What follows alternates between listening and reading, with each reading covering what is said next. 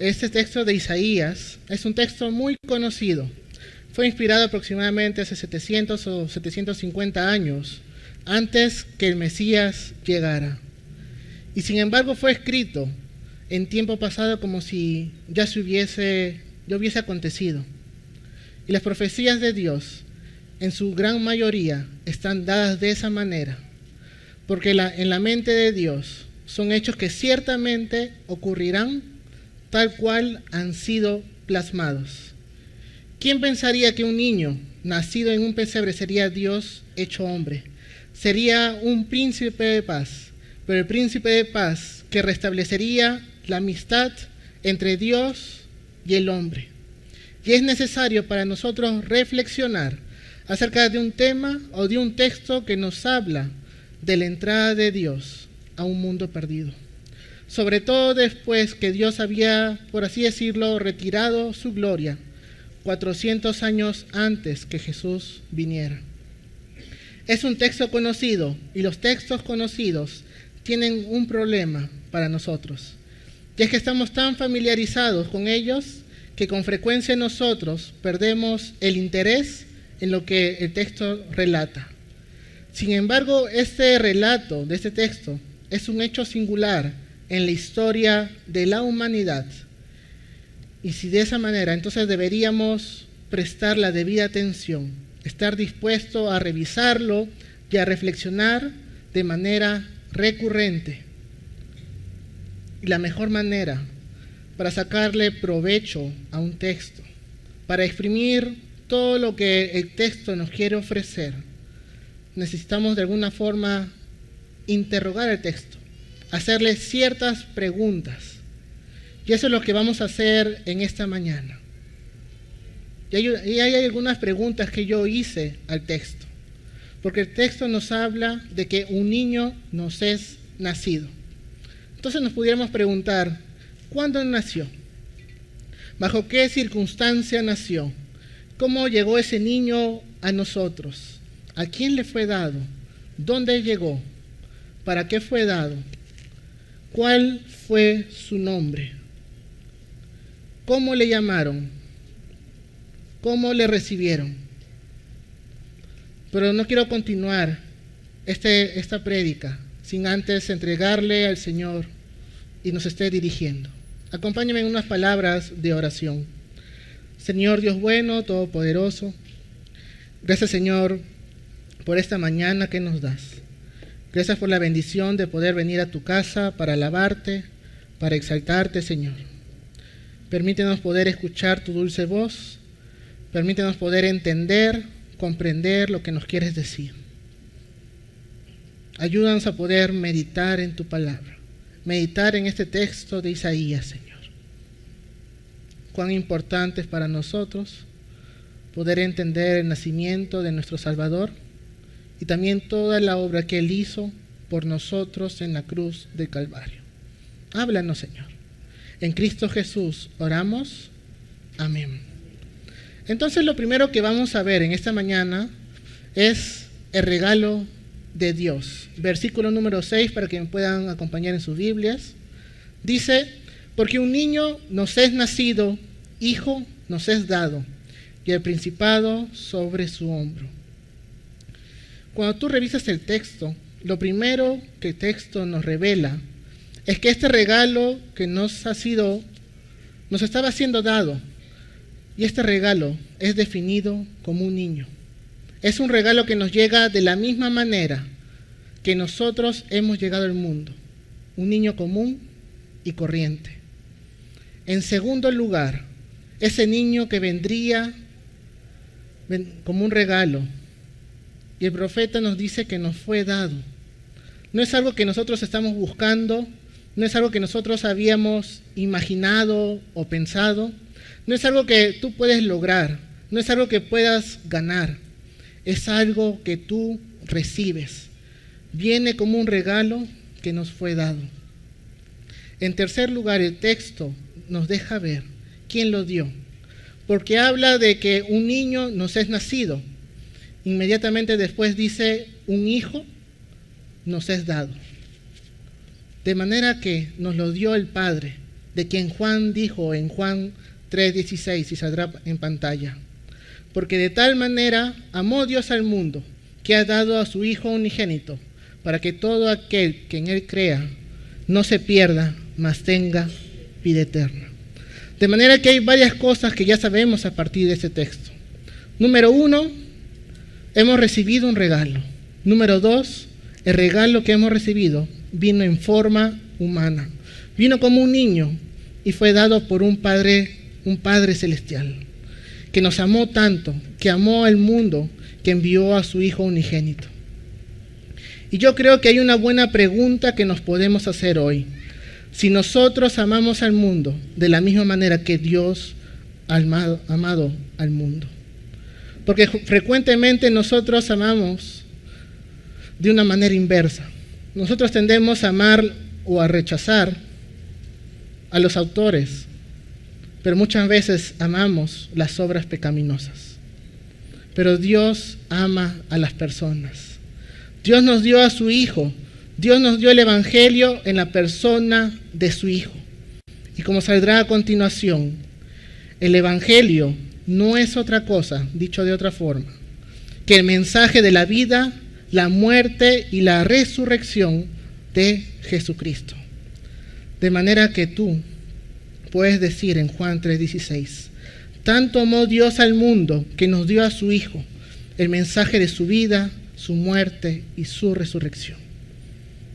Y si tú piensas en este regalo, el unigénito de Dios, la segunda persona de la Trinidad, piensa en un regalo tan extraordinario que vino envuelto de una manera tan ordinaria en la naturaleza humana. La naturaleza humana fue el papel en que Dios envolvió su regalo para los hombres. Lo dio Dios y lo envolvió común y corriente. Nosotros leemos esto: un niño nos es nacido, un hijo nos es dado. Algunos podrían decir así: yo ya conozco esto, y lo pasamos por alto.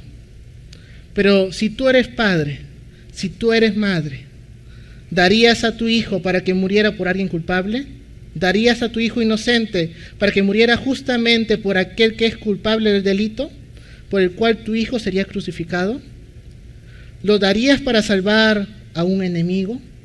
Probablemente no lo daríamos, ni siquiera para salvar a un amigo, mucho menos a un enemigo. ¿Lo darías si supieras que lo iban a clavar en la cruz? Pues Dios nos dio a su Hijo. Nos dio a su Hijo justamente para que Él fuera clavado y nosotros no ardiéramos en el infierno. La próxima pregunta que nos podemos hacer es: ¿bajo qué circunstancias llegó este Hijo? 100 años de espera. El pueblo judío estaba deseoso de que llegara el Mesías esperado, el Mesías anunciado. Después que el Antiguo Testamento cerró de alguna forma, pasado 400 años de silencio, ningún profeta, ninguna revelación nueva de parte de Dios, y de repente viene el Hijo. Y déjame compartirles un poco acerca del sentir de los que esperaban algunos del Mesías. Lucas, en el capítulo 2, versículo 25 en adelante, nos relata que había dos personas entradas ya en edad, no casadas entre ellos, independientemente el uno del otro. Uno de nombre Simeón y la otra de nombre Ana. Y nos dice Lucas un poco acerca de cómo ellos anticipaban la entrada de este niño, que Isaías nos dice que ha nacido. ¿Qué dice Lucas 2:25? Está en pantalla. Y he aquí, había en Jerusalén un hombre llamado Simeón, y este hombre justo y piadoso esperaba la consolación de Israel, y el Espíritu Santo estaba sobre él. ¿Notas cómo el Mesías es llamado la consolación de Israel?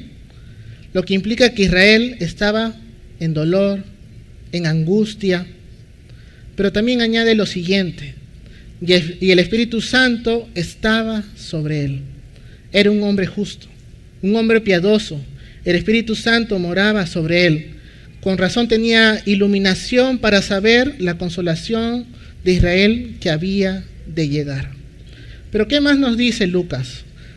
Versículos 26 al 32. Dice: y le había sido revelado por el Espíritu Santo que no vería la muerte antes que viese al ungido del Señor. Y movido por el Espíritu, vino al templo, y cuando los padres del niño Jesús lo trajeron al templo para hacer por él conforme al rito de la ley, él le tomó en sus brazos y bendijo a Dios diciendo: ahora, Señor, despides a tu siervo en paz, conforme a tu palabra. Porque han visto mis ojos tu salvación, la cual has preparado en presencia de todos los pueblos, luz para revelación a los gentiles y gloria de tu pueblo Israel.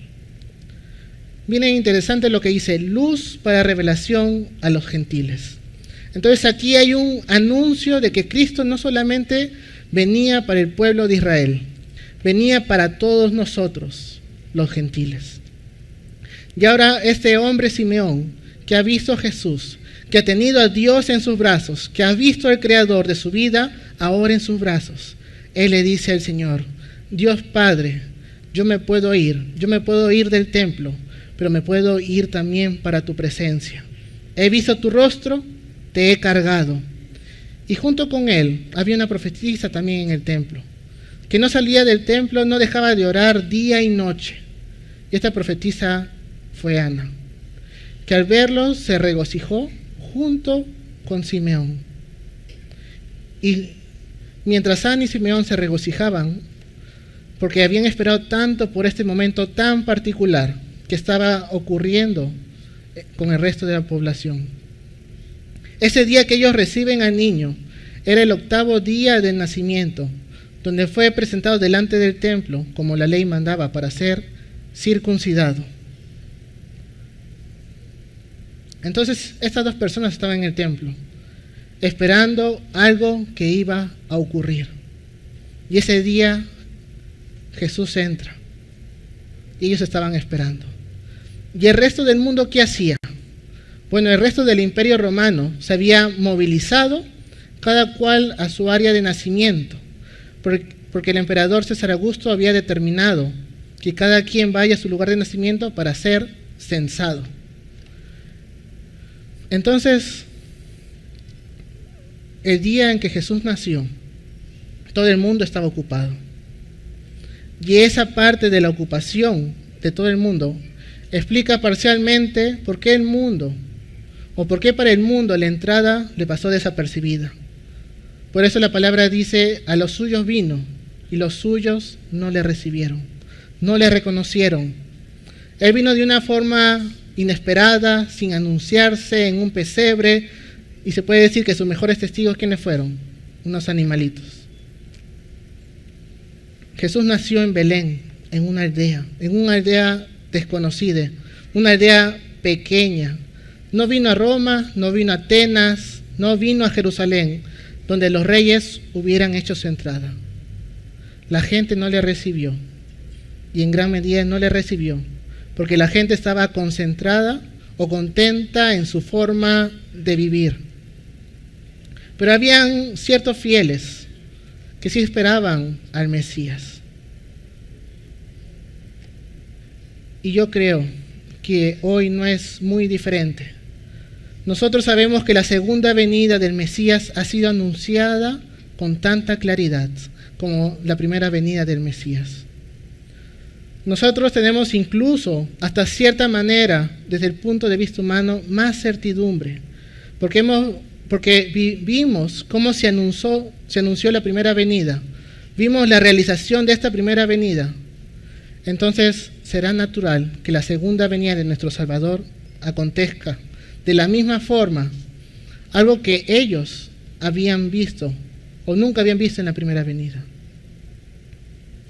Y yo creo que en este día hay mucha gente también esperando con ansias la segunda venida de nuestro Salvador. Pero hay algo que puede ocurrir, o hay algo que nos podemos preguntar.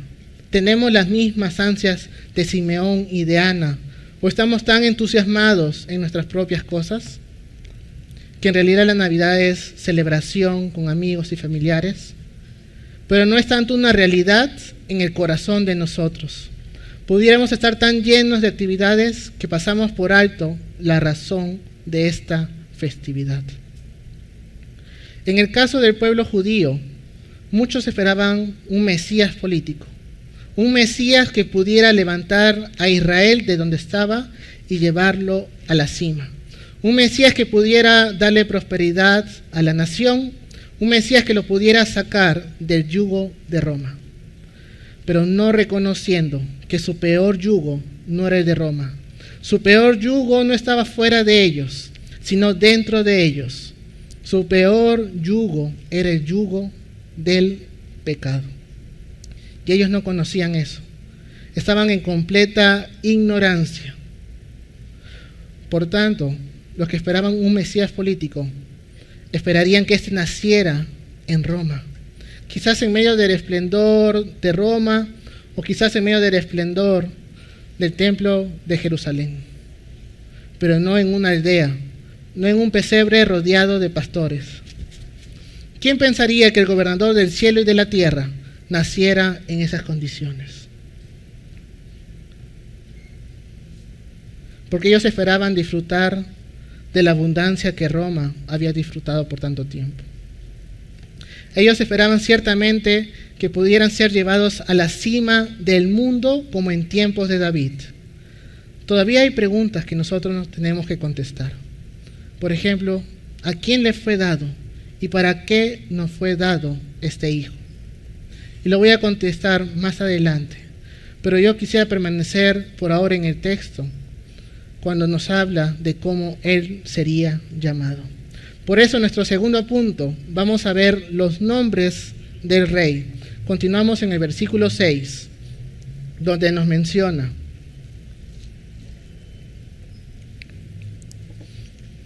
dice el versículo 6 en sus Biblias: será llamado su nombre admirable, consejero, Dios fuerte, Padre eterno, príncipe de paz. Ciertamente Jesús fue y es admirable. Fue admirable en su entrega. Dejó el cielo para venir a la tierra. Dejó la eternidad para venir a lo terrenal. Dejó el lugar donde el tiempo no cuenta para entrar en un terreno donde el tiempo cuenta tanto que él necesitaba estar 9 meses en el interior del vientre de una madre. Él es admirable al dejar la gloria para venir y nacer en deshonra. En esencia, para el Rey del universo, creador del cielo y la tierra, nacer en un pesebre, en un establo, es una deshonra. Él es admirable al dejar al Padre para venir y unirse a discípulos que luego lo abandonarían y lo traicionarían. Él es y fue admirable en su servicio. Sirvió sin preguntar a quién servir. Sirvió a los tibios como Natanael, en un momento dado que era escéptico, un prejuiciado, y habiendo servido a Natanael, lo llevó de ser tibio a ser uno de los 12. Le sirvió a un Tomás el incrédulo, otro tibio hasta el final, para hacerlo uno de los 12. Luego nombrado en el libro de Apocalipsis como a cargo de una de las puertas de la gran ciudad. Le sirvió a alguien que no tenía compromiso desde el principio, alguien que sería su traidor, alguien que llegó a ser el tesorero, una persona cercana del círculo. Le sirvió a él sabiendo cuál sería su final. Sirvió sin prejuicios a la prostituta, a los recaudadores de impuestos, a los pobres, a los ricos. De igual manera sirvió a Zaqueo. Sirvió sin condenar a Pedro, aún después de negarlo 3 veces. Sirvió sin un título, sirvió sin cobrar. Sirvió cuando otros no querían servir. Sirvió cuando otros no estaban motivados. Sirvió cuando otros se cansaron y pararon. Y cuando lo rechazaron, siguió sirviendo. Él es admirable en todo sentido de la palabra. en toda su vida antes y después de su resurrección. Y Él es un ejemplo de servicio. Que al final nosotros pudiéramos decir, ¿sabes que el hombre que sirve solo a los que le sirven? No sirve. No sirve para ser discípulo de Jesús. Jesús fue y es admirable en su ejemplo de humildad. Siendo el mayor, le sirvió al menor. Siendo el santo, comió con pecadores. Siendo el rey, rehusó sus derechos. Él es admirable, con ejemplos de humildad, porque no impuso su agenda, sino que motivó, inspiró, influenció a sus seguidores para seguir su agenda, pero no les impuso. Porque Jesús no impuso nada a nadie, sino que extendió una invitación para seguirlo. Nunca se sintió rechazado, aunque lo rechazaban. Nunca acusó a los que le rechazaron. Nunca quiso ser el primero, ni estar entre los poderosos. Él es admirable en su nacimiento, pero más admirable aún fue su muerte. Y al pensar entonces que nació para morir de una manera, entonces podemos comenzar a contestar las dos preguntas que nos quedaron. ¿A quién fue dado? ¿Para qué fue dado? Los judíos pensaban que este Mesías solamente había venido por ellos para salvarlos. Y esto era una realidad, un conocimiento que ellos tenían. Los judíos creían que el Mesías venía básicamente para restablecerlos a ellos como la nación principal. Pero ellos no pensaban que los gentiles merecían salvación. A pesar de que Simeón nos dice que él sería una luz para los gentiles. Sin embargo, él fue luz de revelación para los gentiles y gloria para todo el pueblo de Israel. Y los rabinos, los que enseñaban la palabra, entendieron eso. Pensaban que Israel no tenía necesidad de salvación. Israel ya era salvo. Y que los gentiles eran los que tenían necesidad de salvación, pero no se lo merecían. De ahí no sé si recuerdan que el fariseo va al templo y dice, Señor, te doy gracias que yo no soy como este publicano que está a mi costado. Yo no soy como él. ¿Se imaginan eso? ¿Se imaginan que alguien ore de esa forma? Pero, ¿saben? Alguien me decía que en una ocasión estuvo en una iglesia y al inicio de la oración decían lo siguiente: Señor, te damos gracias que nosotros no somos como las demás iglesias.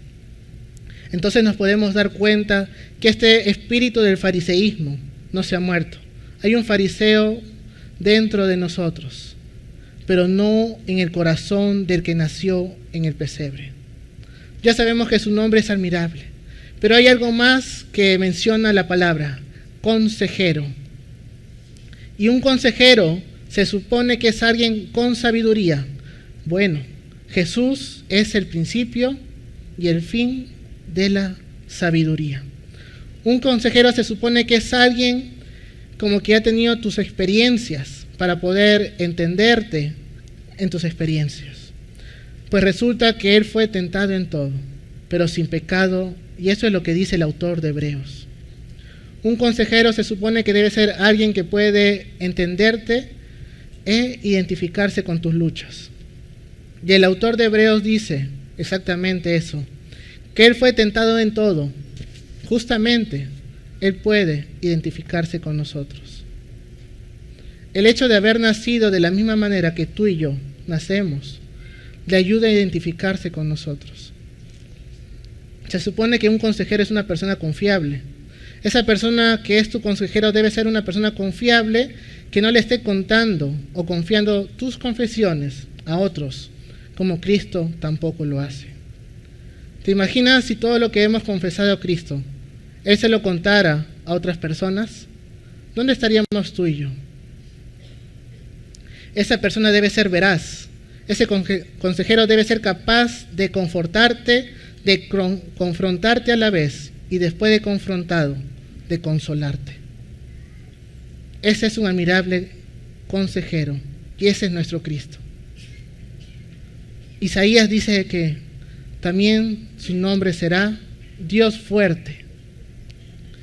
Y pudiéramos hablar del poder de Jesús al crear el universo. Todo lo que fue hecho por medio de Él. Y nada de lo que ha sido hecho sin Él. Y eso es lo que dice Juan 1. Pudiéramos hablar de su poder al crear. Pudiéramos hablar de su poder al sostener al universo. Pero yo creo que donde mejor nosotros vemos el poder de Cristo es en la cruz del Calvario. En el momento de su muerte, donde Él está cansado, agotado, deshidratado, sudado, traspasado, avergonzado, rechazado, abandonado y escupido.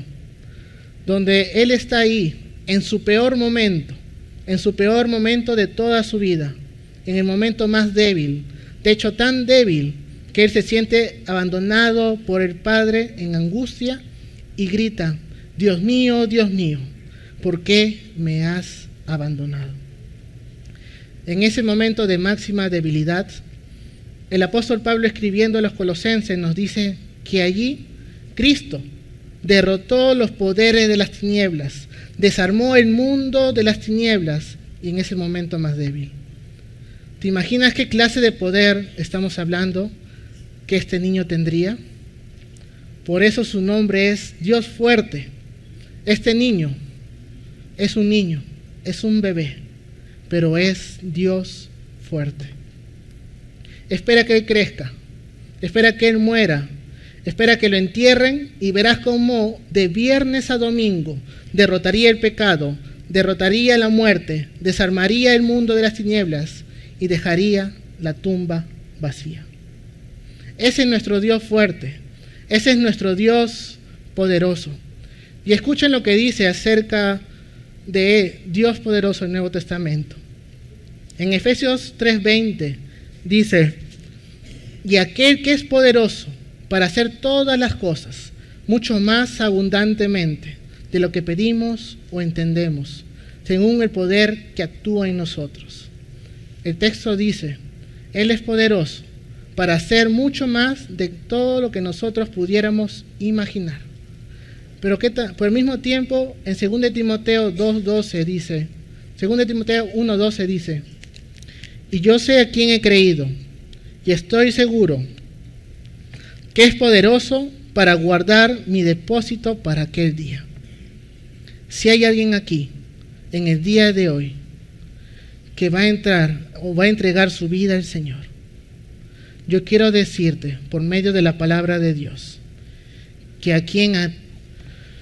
tú le entregas tu vida, es poderoso para tomar esa vida que tú le entregas hoy y guardarla hasta que te encuentres con Él. Él es poderoso para hacer tal cosa. Pero ¿qué también nos dice Hebreos 2:18? Dice: es poderoso para socorrer a los que son tentados. Y les pregunto, mis hermanos, ¿te has sentido tentado alguna vez? ¿Has estado a punto de caer alguna vez? ¿Tienes miedo de que puedas caer en el día de mañana? Yo quiero decirte que si tú te arrodillas delante de Él y le dices: Señor, yo necesito tu ayuda, no me dejes estar solo. Él es poderoso para ayudarte en medio de tu tentación. Dios ha asegurado eso en su palabra. Pero también en Hebreos 7:25 nos menciona: por lo cual también puede salvar perpetuamente a los que por Él se acercan a Dios, viviendo siempre para interceder por ellos. Él es poderoso para salvarte para siempre, de manera que si entregas tu vida a Cristo hoy, verdadera y genuinamente tu corazón es entregado, no tienes que preocuparte, porque Él es poderoso para guardar nuestra salvación para siempre. Y eso es lo que dice la palabra del Señor. ¿Pero a quiénes? Aquellos que se acercan a Dios por medio de Cristo Jesús, No hay otra manera de acercarse al Padre, sino a través de ese niño que nos ha nacido en un pesebre, en una aldea desconocida. Pero ¿qué también nos dice el texto? Dice que Él vive siempre para interceder por nosotros. ¿Y alguna vez tú le has dicho a alguien, ora por mí? ¿Alguna vez has hecho esa petición a alguien? ¿Sabes lo que dice este texto? Que Él siempre vive para interceder por nosotros. De manera que cuando tú volteas, no sé, a un amigo y le dices, ora por mí, tú también pudieras levantar tu cabeza y decirle a nuestro Señor Jesús, ora por mí, tú intercedes para siempre. ¿Cuántas oraciones tú crees que Jesús le haya hecho al Padre y no haya sido escuchado? Que el Padre no haya respondido. ¿Cuántas? Ninguna. Él es poderoso. Y por eso en Judas 1:24 menciona, y aquel que es poderoso para guardaros sin caída y presentaros sin mancha delante de su gloria con gran alegría. Su poder es tal que Él tiene el poder para presentarme delante de su Padre y decir, aquí está mi discípulo Luigi, sin mancha, sin arruga, y Él te pertenece a ti. Yo lo he guardado, aquí está, recíbelo. Y de la misma forma presenta a cada uno de sus hijos delante de su Padre. Y esa es nuestra esperanza, mis hermanos. En ese Cristo es en quien nosotros confiamos. Entonces el niño que nos nació, que Dios nos dio, que es admirable, consejero, Dios fuerte, pero ¿qué más dice? Padre eterno. Entonces, ¿cómo este niño es mi Padre? Bueno, podría decirse que no está tan claro, a menos que recuerdes las palabras, esa conversación que tuvo Jesús con Felipe. Felipe quería ver al Padre y Jesús le dice, Felipe, pero yo tengo tanto tiempo contigo y todavía no lo sabes. Porque Él dice, el que me ha visto a mí, ha visto al Padre. Quizá Felipe le diría, pero yo no entiendo esto, Jesús. Y Jesús le dice, es que yo y el Padre, uno somos. Padre eterno es otro de sus nombres. Pero en cierta medida, Él puede recibir ese nombre de Padre eterno. Primero por lo que acabamos de decir, pero también por lo que dice el Salmo 103:13. Dice, como el Padre se compadece de los hijos, se compadece Jehová de los que le temen. Y esa es la idea.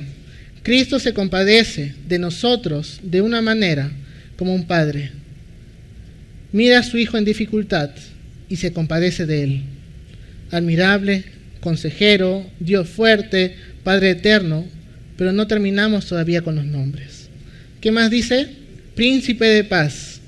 Los judíos nunca pensaron que el hombre estaba en enemistad y guerra contra Dios. La razón por la que Él es el príncipe de paz, sabemos que el príncipe es el hijo de un rey, y en este caso, Él es el hijo de Dios Padre.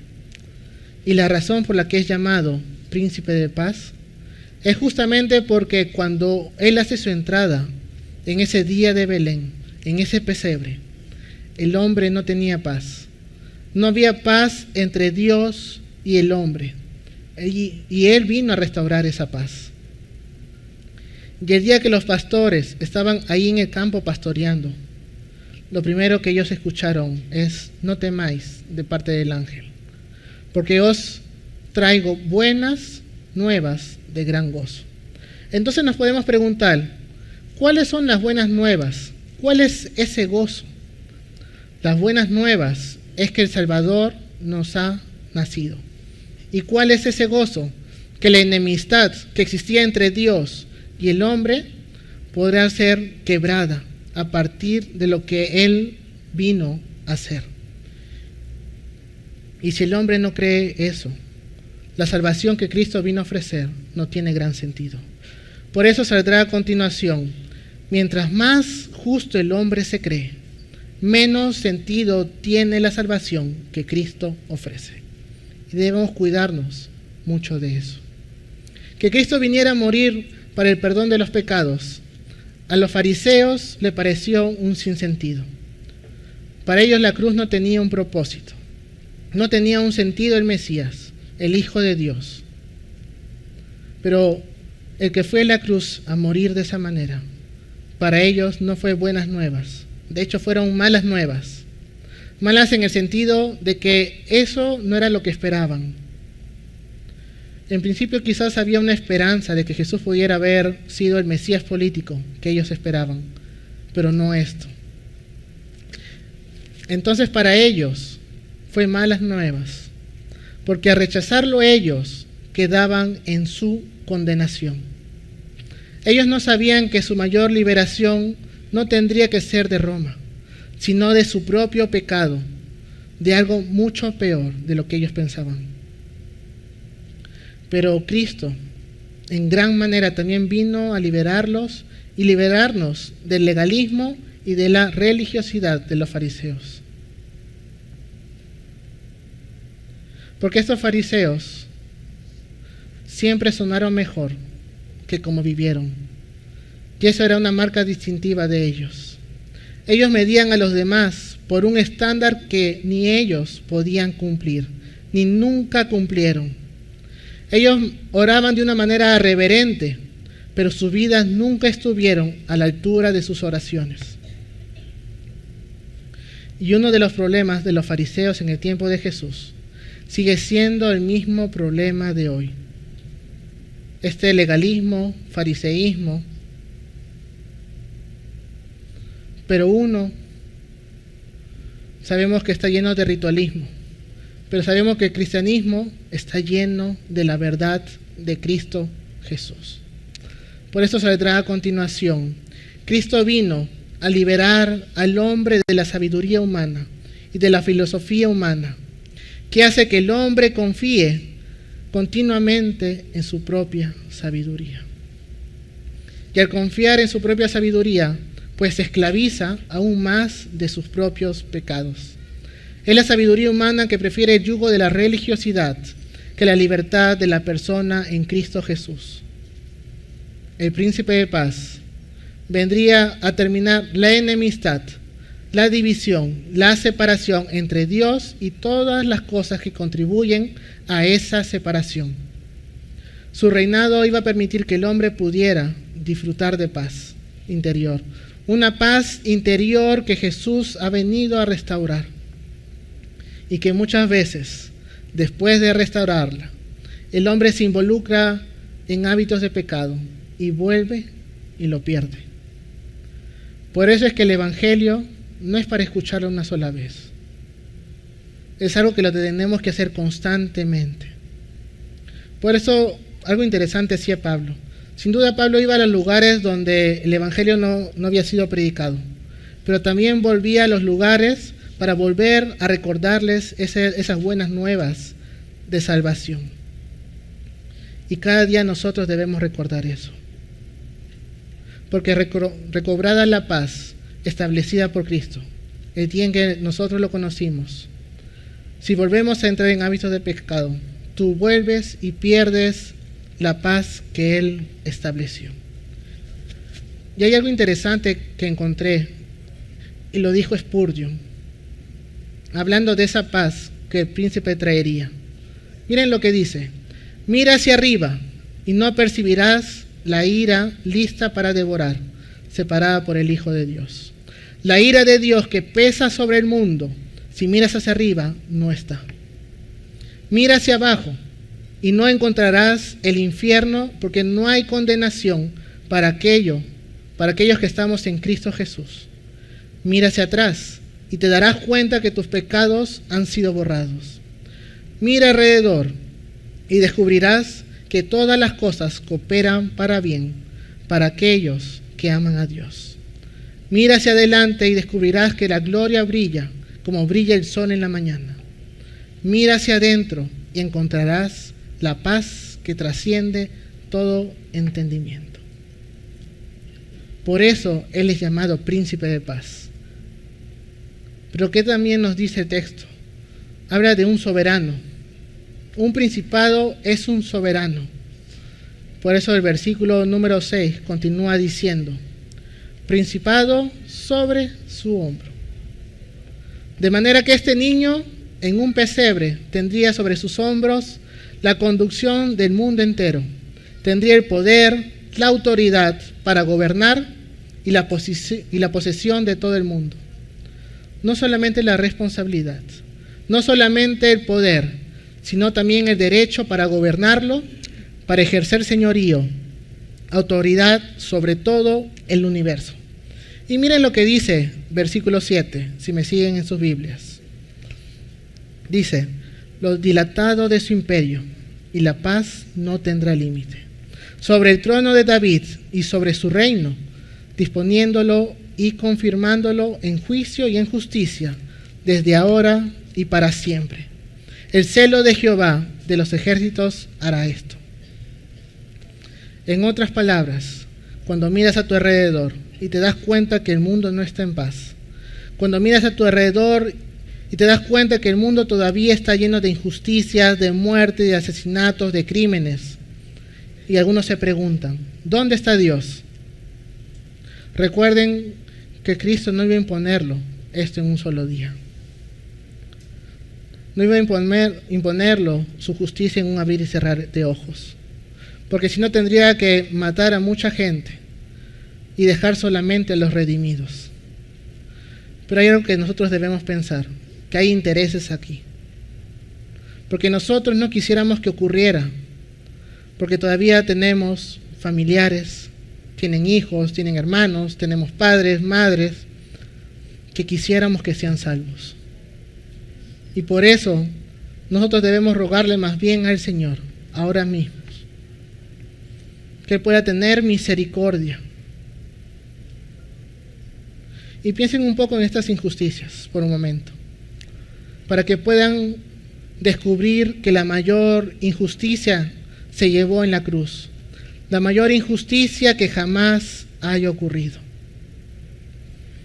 ¿Es justo que Él fuera colgado y tú y yo fuésemos dejados libres? Piensen en estas preguntas a manera de ir concluyendo. ¿Por qué Él tenía que ser acusado cuando yo fui el transgresor, el que cometía el delito? ¿Por qué tenía que ser Él el crucificado y no yo, que era el condenado? Eso es injusto. ¿Por qué tenía que ser Él el que fuera traicionado cuando yo soy el traidor? ¿Por qué tenía que ser Él el herido cuando yo causé las heridas? ¿Por qué tenía que ser Él el abandonado cuando yo he sido infiel? Esto es lo que ocurre en la cruz. Se combinaron la injusticia de los hombres con la justicia de Dios. Porque desde el punto de vista divino, era justo que Cristo fuera tratado de esa manera. Porque Él voluntariamente decidió morir en nuestro lugar. Y por tanto, como Él decidió morir en nuestro lugar, lo justo era que Él pagara, como a mí me tocaba pagar. De tal forma que, y saldrá a continuación, Cristo fue a la cruz cumpliendo la justicia de Dios, y fue a la cruz debido a la injusticia de los hombres. ¿Lo pueden ver, mis hermanos? Y a través de esa cruz de Cristo, Él haría comenzar a crecer la soberanía, el gobierno y la justicia del mundo. Fue la justicia de Dios que demandó el pago de la injusticia de los hombres.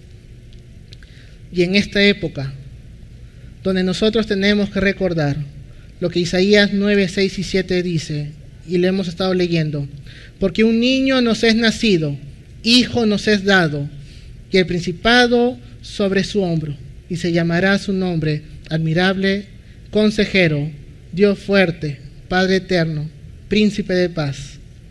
Lo dilatado de su imperio y la paz no tendrá límite. Sobre el trono de David y sobre su reino, disponiéndolo todo y confirmándolo, en juicio y en justicia, desde ahora y para siempre. ¿Y cómo termina? El celo de Jehová de los ejércitos hará esto. Es el celo de Dios que hará cumplir estas promesas. Es el celo de Dios que nos traerá de regreso al Mesías la próxima vez. No en un pesebre, no en una aldea oscura, porque todo ojo lo verá, y toda rodilla se doblará, y toda lengua confesará que el niño que nos fue dado es Señor y Dios del universo. ¿Para qué? Para la gloria del Padre. Amén, mis hermanos. Terminemos orando. Señor Padre bueno, gracias, Señor, por esta mañana, por tu palabra expuesta, Señor. ¿Cuánto tenemos nosotros que aprender de nuestro Señor Jesús? ¿Cuánto nosotros necesitamos entregar más nuestra vida para el servicio, para la extensión de tu reino? Permítenos poder, Señor, ser sal y luz en este tiempo de celebración, pero sin nunca olvidarnos de cuál es la razón de esta celebración.